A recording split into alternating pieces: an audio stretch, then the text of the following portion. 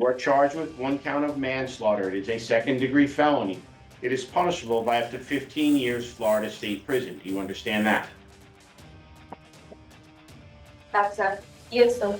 A Florida teen avoids trial for the brutal murder of her grandmother. How do you wish to plead? No contest. Agreement of the parties, court will accept the plea of no contest. This week, 14-year-old Sofia Koval entered the plea to a manslaughter charge in adult court and was immediately sentenced to a maximum risk commitment program for high-risk juvenile offenders. By agreement, I'm going to impose juvenile sanctions. I'm going to adjudicate Koval delinquent and going to commit her to a maximum risk program for a period of time not to exceed 36 months. By agreement of the parties, she will follow that program upon Department of Juvenile Justice satisfaction. She's completed that program. They will release her to a conditional release program. She may not remove or the termination of that conditional release will be terminated from that without a hearing in front of this court or upon her 21st birthday as required by statute. She has to follow all the terms and conditions of both the maximum risk program and the conditional release program as they set forth. As Law&Crime previously reported, the teen was charged in the brutal murder of her 79-year-old grandmother, Sofia Koval. On May 23rd, Yevhenia's son and Sofia's father, Vladimir, discovered her lifeless body on the floor, abrasions on her neck and bruising on her face, arms, and legs. Sofia's father told police that he went to visit a friend and left his daughter with his mother. According to police, Sofia told her father her grandmother had scratched her, so she hit her grandmother several times with the belt to defend herself. According to the arrest report, the teen then began crying and said she was sorry for what she had done. Sofia Koval was rushed to a local hospital, however, she was pronounced dead. The Broward County Medical Examiner's Office ruled Yevhenia's death as a homicide, and her teenage granddaughter was arrested for the fatal beating. But authorities would piece together more clues during their investigation. The teen allegedly told someone in Ukrainian that her grandmother was already dying and that she had helped her die. According to Sofia's father, Vladimir, she had recently moved from Ukraine and was displaying behavioral issues, which he believed are from the war she witnessed in Ukraine and being separated from her mother. On the day of the killing, Sofia's father took her phone away to discipline her. And after the killing, the arrest report notes the teen was very agitated and appeared aggressive at times. She was also constantly moving around, and it appeared she was suffering from a possible psychotic episode. After pleading no contest, Sofia's father, Vladimir, was the only witness to speak during her sentencing, where he supported the court's ruling, but also made a stunning revelation. I want to use this opportunity to give thanks to my family, my friends, community, who helped me in that difficult time to handle the murder of my mother, by my daughter. It's a terrible, unexpected event. Broke our soul, our feeling. We lose the peace. We lost our relationship. And here today, I to testify that hope that the judgment will give it a chance to my daughter to assess, realize our mistake, and correct our future life. It's difficult now to contest that. Now I'm expecting the grief and tragedy happen after such many numerous challenges in her health.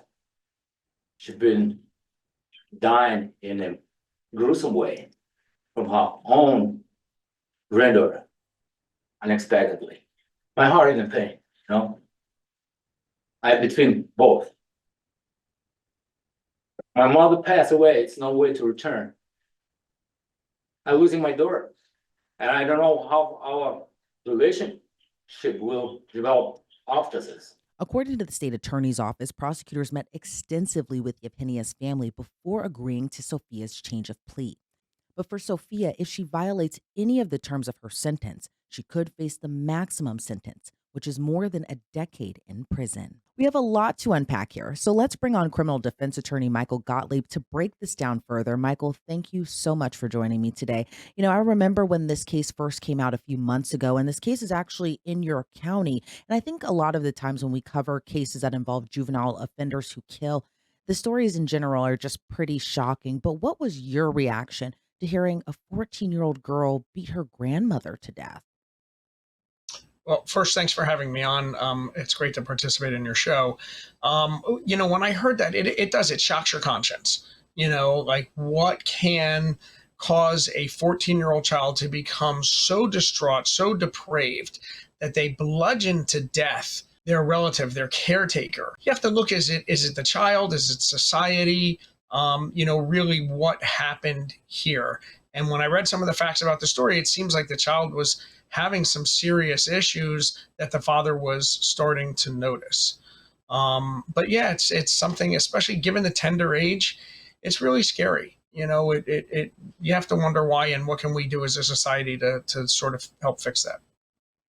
And why do you think Sofia Koval entered a no contest plea for the manslaughter charge as opposed to a not guilty plea or even a guilty plea? So it appears from my looking at the record, and there's only so many things that we can see because as a juvenile, most of the stuff is hidden.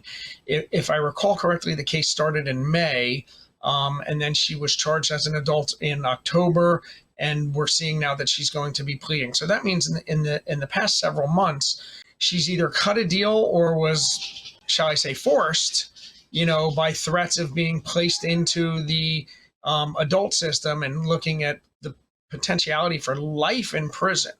Although the U.S. Supreme Court has said juveniles, young adults under the age of 24, should not be given mandatory life sentences, so she would have had an opportunity for a meaningful sentencing hearing. But what that looks like following a conviction in a case such as this is still probably 10, 20, 30 years in prison. And she's getting a great deal, in all honesty, by getting a juvenile sanction and being held in a juvenile facility for maybe 3 years. It's a great accommodation that likely takes into account her age and some of the mental health problems that it seems like she was probably experiencing. And navigating the court system as a teen who recently moved to the U.S., do you think she understood what a no contest plea really meant? So I think it's really interesting. No, I'm sure that had to be explained to her. And I think that that's all part and parcel of her defense as well. Seems as though her father is abandoning her, if you will. He went out for the night. That seemed to really upset her. She has, although I haven't seen it stated exactly like this, but she has PTSD from, living in war times. So, your question really begs the truth. If she can't understand a no contest plea, could she have understood the nature of her crimes, the wrongfulness of what she did? And I'm sure, again, that all goes into packaging this together. I'm sure she didn't at the time that she committed the offense.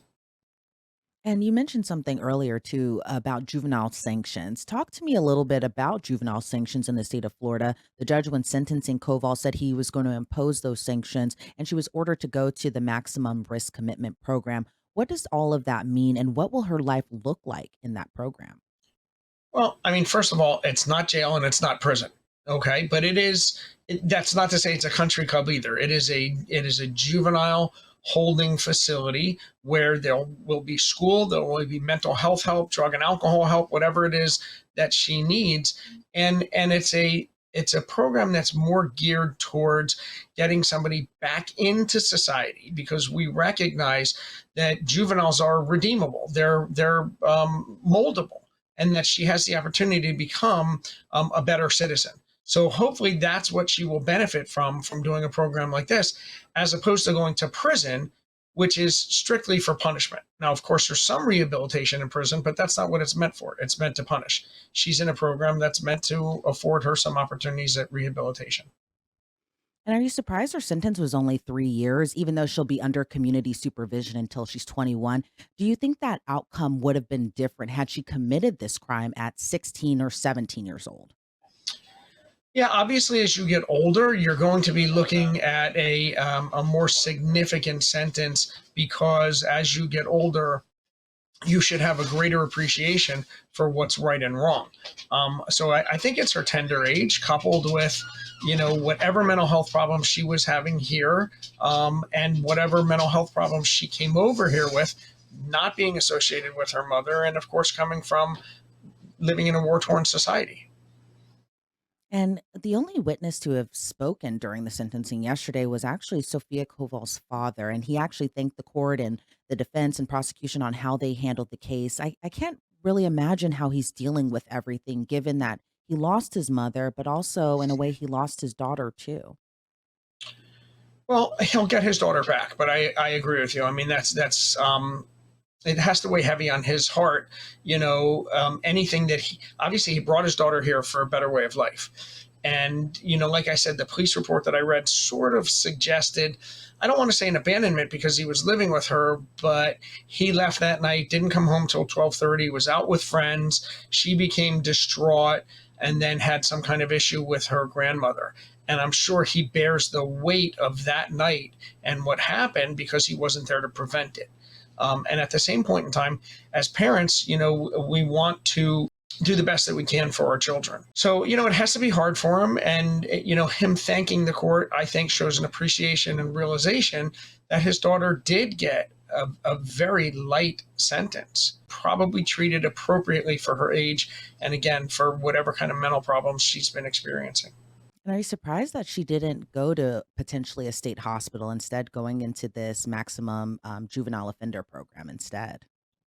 So, the answer to that is, and again, not being involved to be able to see it because juvenile stuff is sealed, what she's obviously competent, or the players involved, the court, the prosecutor, the defense attorney believe her to be competent. She would go to state hospital if she wasn't competent, or if she was perhaps insane. So she has a hold on whatever mental difficulties she has. They're obviously being treated or attended to. So they're not to a point where she is appropriate for treatment in a mental health facility. Well, Michael, I appreciate so much of your insight, and I really want to thank you again for joining me today. Before we sign you off, is there anything else you'd like to add about this case?